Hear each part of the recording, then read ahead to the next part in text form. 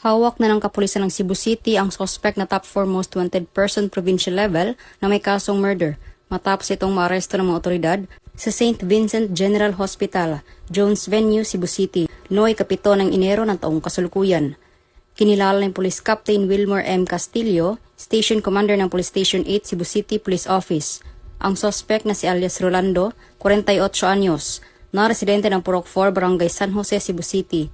Ayon sa ulat ng pulisya, bandang alas 11:20 ng umaga, nang namataan ng mga otoridad ang suspect sa isang ospital sa Cebu City, agad na inaresto ang suspect sa bisa ng warrant of arrest para sa kasong 2 counts ng murder na walang rekomendadong piyansa. Samantala, ang akusado ay kasalukuyang nakapiit at nakakonfine sa nasabing ospital bago ibalik ang nasabing warrant of arrest sa korte na pinagmulan nito. Ang matagumpay na pagka-aresto ng suspect ay patunay na Cebu City PNP ng kanilang mas pinaigting na pagpapatupad ng batas upang mapanatiling ligtas at payapa ang komunidad, alinsunod sa direktiba ni Police Lieutenant General Jose Merencio Sr. Tatis Jr., Acting Chief, Philippine National Police.